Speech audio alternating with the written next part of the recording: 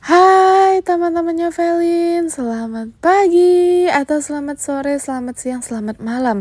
Tergantung kalian nontonnya selamat apa nih, pagi, siang, sore, atau malam, atau subuh bahkan ya. Tapi hai teman-teman, apa kabar kalian semua? Semoga baik-baik aja ya. Tolong jaga kesehatan karena sekarang lagi musim pancaroba. Hati-hati, suka banget penyakit flu, batuk, pilek itu merajalela gitu ya.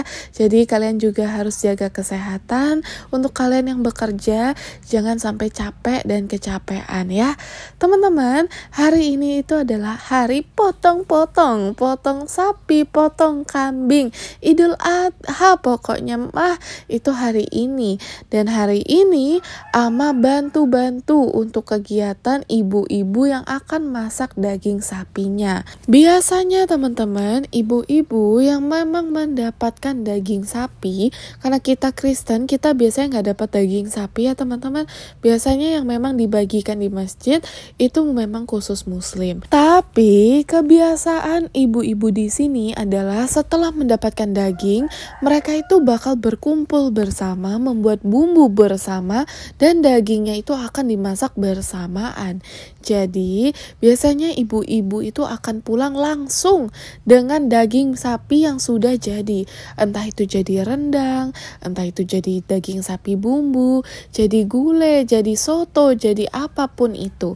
Nah sekarang Ama itu bantu-bantu mereka teman-teman. Kebetulan mereka ini sekarang lagi ada di masjid untuk pembagian daging. Jadi berhubung mereka lagi di sana, Ama pagi-pagi sekali sudah menyiapkan bumbu. Nah, memang bikin bumbu ini volunteer ya teman-teman, alias sukarela bantu-bantunya. Bahan-bahannya sendiri pun juga dari mereka. Jadi mereka kemarin ada ngirim kemiri, bawang-bawangan, ada ngirim cabai dari pasar untuk Ama, jadi Ama bikinkan. Nah, biasanya tapi mereka itu ada membagikan daging sapi sebagai tanda terima kasih gitu teman-teman untuk Ama. Jadi kita juga yang kerja itu seneng. Sebenarnya sih tanpa dikasih daging sapi atau dikasih uang pun Ama biasanya sukarela dan mau kok. Karena tahun kemarin kita itu tidak kebagian daging sama sekali. Bahkan daging kambing pun tidak kebagian.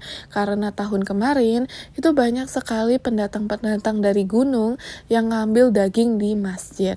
Tapi itu tidak membuat Ama kapok, karena tahun ini pun Ama tetap memvoluntirkan diri untuk membuat aneka rempah-rempah untuk mereka. Nah, ini rempah-rempah yang Ama bikin sekarang agak berbeda teman-teman, karena rempah-rempahnya ingin dibuat lebih wangi lagi, jadi nanti pakai daun jeruk. Alasannya, karena kemarin waktu ibu masjid itu telepon ke Ama, mereka bilang, kita bosan nih, kalau hanya dibuat kayak soto, gulai, atau dibuat rendang, kita buat agak bumbu-bumbu lain begitu. Jadi brainstorming lah mereka, terciptalah bumbu yang satu ini. Mereka ingin bumbu yang agak-agak segar, jadi kita sebutnya daging sapi bumbu merah gitu ya. Nah di sini makanya kita pakai kemiri, pakai serai yang banyak, pakai juga cabai-cabean yang banyak. Highlight dari bumbu ini adalah serai dan juga daun jeruknya nanti. Jadi daging sapi tuh agak wangi teman-teman, baunya nggak langu gitu ya. Jadi kita bisa tetap menikmati daging sapi dengan enak. Nah, itu tadi adalah kegiatan Ama pada hari ini. Kita bikin perbumbu-bumbuan dalam porsi yang besar untuk kita kirimkan untuk ibu-ibu masjid yang akan membuat daging-dagingan. Nah, daging yang mereka bawa ini juga tidak sedikit. Jadi bukan hanya Ama saja yang bantu membuatkan bumbu. Nanti juga teman-teman, bumbu-bumbu ini akan dinikmati dan juga akan dibikin oleh orang-orang lainnya. Biasanya kita yang dari gereja itu memang memvoluntirkan diri untuk bantu membuatkan perbumbu-bumbuan. Tapi tidak semua orang di gereja boleh ya membantu. Karena harus dipertanyakan kebersihan dapurnya. Dapurnya halal atau tidak. Biasanya memang ini sih bisa dibilang bukan omongan verbal ya, melainkan kesadaran diri. Kalau kamu sudah ingin membantu, berarti Oke, kamu wajib tahu bahwa dapur kamu harus halal. Karena di sini yang mengkonsumsi agamanya Muslim. Seperti Ama pun mereka sudah tahu bahwa dapur kami ini dapur halal. Jadi ketika Ama ingin membantu, mereka mengizinkan. Tapi tidak semua orang-orang di gereja boleh membantu. Jadi memang khusus saja orang-orang yang memiliki dapur yang bersih. Nah, maka dari itu biasanya memvolunteerkan ke gereja itu paling hanya 3 orang saja. Ama termasuk, temannya Ama satu, dan juga yang satunya orang dari jauh. Itu saja yang biasanya membantu untuk membikinkan bumbu. Nah, itulah teman-teman ya, gotong royong, toleransi, kebersamaan di desa kami sangat luar biasa. Meskipun ya teman-teman, terkadang memang ada gesekan, tapi percayalah, di desa kami itu penuh dengan toleransi. Biasanya kalau dekat puasa, kita itu biasanya diadakan keliling-keliling bangunin sahur. Itu pun dari agama kita tidak ada yang namanya menegur atau ngomong-ngomong di belakang, tidak ada. Nah, begitu juga kalau misalnya dekat-dekat dengan Natal, kita itu di gereja hobi sekali pasang lagu-lagu Natal, lagu-lagu pujian, dan tidak ada tuh orang-orang Muslim yang memang merasa terganggu dengan hal tersebut. Jadi miris waktu mendengar di Tangerang itu ada ibadah orang Katolik yang harus dibubarkan dan wajib dibubarkan karena katanya tidak ada izinnya. Menurut aku itu agak aneh ya teman-teman. Mungkin mereka nggak tahu konteksnya apa. Di sini mohon maaf sekali kalau memang agak menyinggung agama Muslim. Karena memang ketika berita itu dilayangkan, terbukti bahwa yang mengusir adalah umat Muslim. Jadi memang mereka merasa terganggu dengan nyanyian dan puji-pujian dari rumah tersebut. Teman-teman, di sini aku merasa mungkin konteksnya itu tidak tahu ya. Di agama Katolik, di agama Kristen juga sering diadakan perkumpulan untuk doa bersama. Seperti kalau di Islam itu pengajian ya teman-teman. Nah, mungkin itu hal yang mereka kurang tahu. Dan memang setiap kali berpuji-pujian di agama kami, Kristen Katolik, itu memang pasti ada lagunya. Kita berdoa, menyanyikan lagu, dan juga berdoa bersama. Jadi semacam puji-pujian lah. Dan menurut berita, katanya teman-teman, mereka itu merasa terganggu dengan adanya kegiatan nyanyian dan puji-pujian. Di situ sudah dijelaskan bahwa sebenarnya puji-pujian mereka tidak memakai toa atau tidak memakai mikrofon. Pokoknya di dalam rumah lah, bukan di luar rumah. Tapi mereka merasa terganggu. Di sini aku bilangnya Muslim. Karena yang memberikan kesaksian itu namanya itu Muhammad, teman-teman. Jadi namanya kelihatan Muslim sekali ya. Dan di sini kalau misalnya menyinggung agama kalian, mohon maaf sekali.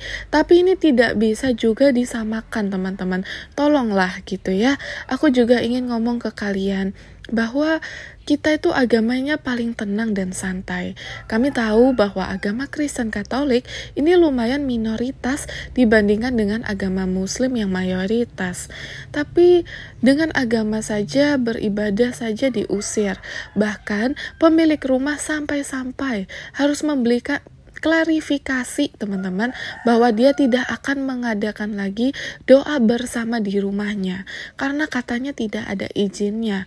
Padahal kalau misalnya ada hajatan atau ada doa bersama secara Muslim pun kita tidak pernah mengusik gitu ya, dan itu pun tidak perlu izin setahu saya. Tapi tidak tahu kenapa ya, kita ketika berdoa harus memerlukan izin.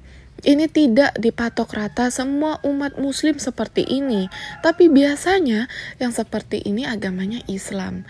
Mohon maaf ya teman-teman ya, ini tidak berlaku untuk semua. Tapi sayang sekali, sangat-sangat sayang sekali, karena agama Muslim di mata aku itu adalah agama yang indah, agama yang sopan, agama yang benar-benar sabar, agama yang sangat-sangat beretika, menjadi harus dipertanyakan disebabkan karena oknum-oknum yang tidak bertanggung jawab memperlakukan agama lain semena-mena dan ketidakadilan yang terjadi. Menurut aku ini tidak adil. Dan untuk kalian yang agamanya sama, jangan membela hanya karena kalian sesama muslim. Teman-teman, kalau ada orang Katolik atau Kristen yang membubarkan hajatan pengajian di dalam rumah, aku sebagai orang Katolik dan juga orang Kristen, aku akan sangat-sangat kecewa. Aku akan sangat-sangat murka dan otomatis aku membela agama muslim. Karena itu tidak menunjukkan citra agama kami sama sekali. Begitu juga dengan agama muslim ya. Bukan berarti karena teman kalian sesama muslim, akhirnya kalian itu memanfaatkan itu sebagai ladang untuk memaafkan. Kalau salah tetaplah salah, teman-teman. Kalau benar tetaplah benar.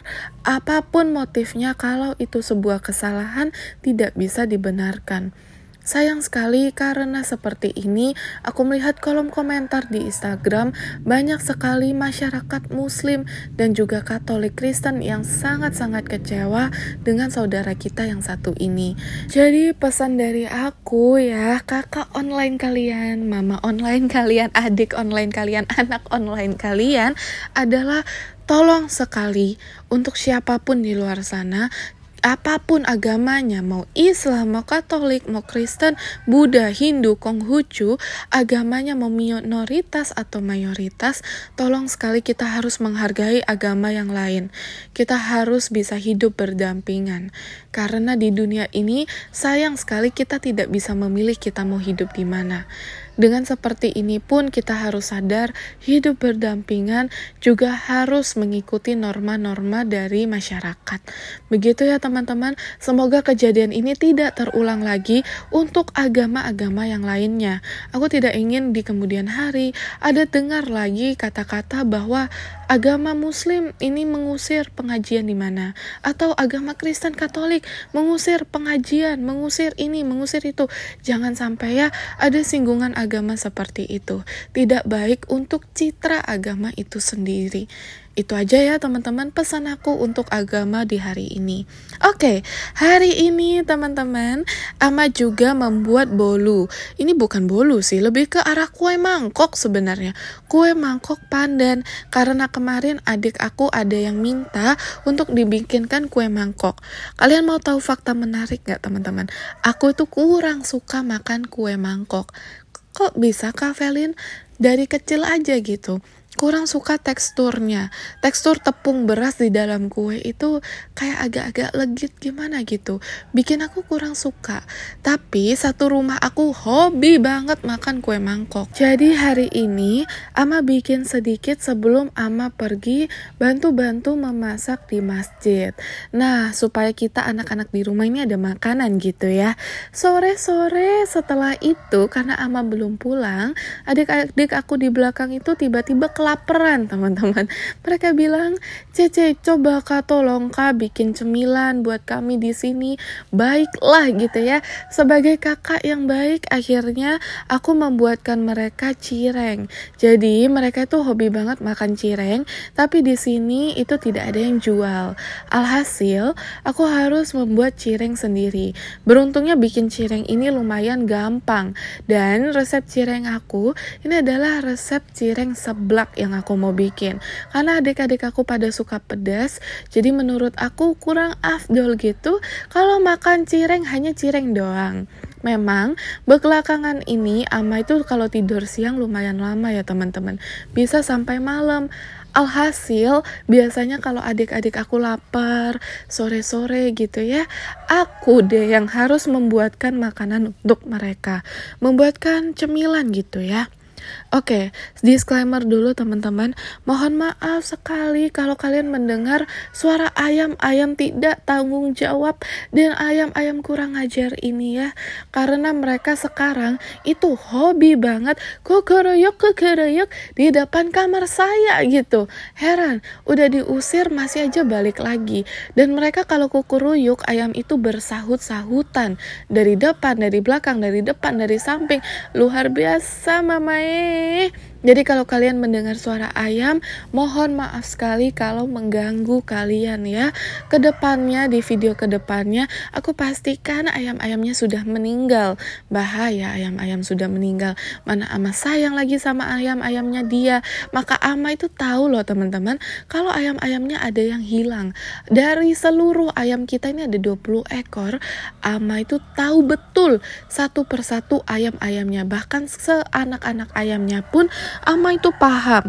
Jadi jangan coba-coba ya mau ngebunuh anaknya ayamnya Ama atau mau nyuri, menyolong ya ayamnya Ama. Dia tahu ayam-ayam mana dia yang hilang dan mana yang ada di dalam rumah. Balik lagi, resep cireng ini sudah pernah aku masukkan ke dalam mukbang seblak dan juga mukbang seblak cireng. Resepnya sama dan hasilnya juga sama. Cuma bedanya cireng di sini aku improvisasi ya teman-teman. Karena yang kemarin menurut aku agak-agak kayak kerupuk karena garing sekali dan justru nggak kayak cireng, nggak kayak aci gitu. Biasanya kalau cireng atau aci itu masih ada kenyal-kenyalnya gitu ya teman-teman. Yang kemarin itu kenyal-kenyalnya minimal banget karena terlalu kopong. Alhasil sekarang aku improvisasi resepnya. Jadi begini teknik memasak cireng ya teman-teman. Kalau sudah kalian bola-bola, harus ditunggu kurang lebih 10 menit sampai pada akhirnya cirengnya itu agak menyerap sedikit dari tepung tapiokanya. Kalau sudah, di sini kita akan goreng. Teknik menggorengnya adalah sebelum dimasukkan ke penggorengan, kita harus tipis-tipiskan dulu tepungnya, alias kita harus singkirkan dulu tepung-tepungnya. Jadi minimal sekali tepung yang ada pada cireng. Kalau sudah, metodenya ini kita goreng 2 kali. Penting banget, sebelum kita goreng, tepungnya itu kita dusting terlebih dahulu. Kalau tepungnya tidak kita dusting, ada kemungkinan besar kalau minyak kalian itu akan putih semua. Nah, metode kedua adalah cireng ini akan aku masak 2 kali. Masak pertama, cukup sampai cirengnya ini ketika kalian pegang-pegang menggunakan spatula atau pencapit, bagian luar kulitnya itu agak keras. Jadi kalau memang sudah agak-agak padat, itu boleh kalian singkirkan, kalian sisihkan kurang lebih 2 menit. Setelah itu kecilkan api, lalu kita masukkan lagi cirengnya untuk kedua kalinya. Ketika nanti kita sisihkan kedua kali, dia jadinya agak letoy, tapi itu tidak masalah. Nah, yang kedua kali ini kita harus masak di api yang besar, tidak boleh dimasak di api yang kecil. Tujuannya dimasak di api yang besar agar dia kopong. Nah, ketika dimasak pun tidak boleh sering dibalik. Cukup dibalik kalau misalnya permukaannya sudah mulai mengeras. Boleh deh kalian balik-balik. Sebenarnya makan cireng seperti ini aja udah enak ya teman-teman. Pakai saus, pakai sambal, itu udah enak banget. Saus sambalnya tinggal dikasih air sedikit, dimasak sedikit, bisa deh jadi langsung jadi sausnya cireng. Tapi karena aku mau bikin cireng seblak, karena adik-adik aku suka pedas, akhirnya aku bikin kuah seblaknya.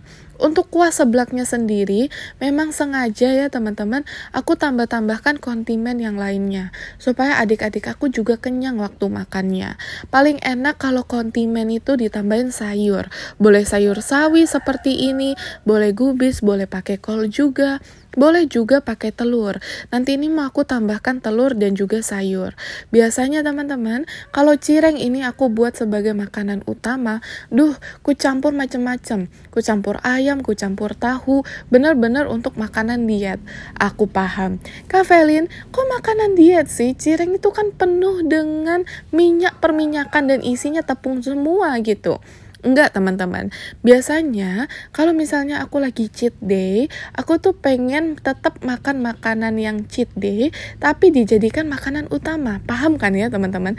Kayak cireng ini kan sebenarnya bukan makanan utama. Mana ada gitu orang gila yang makan cireng pakai nasi, iya enggak?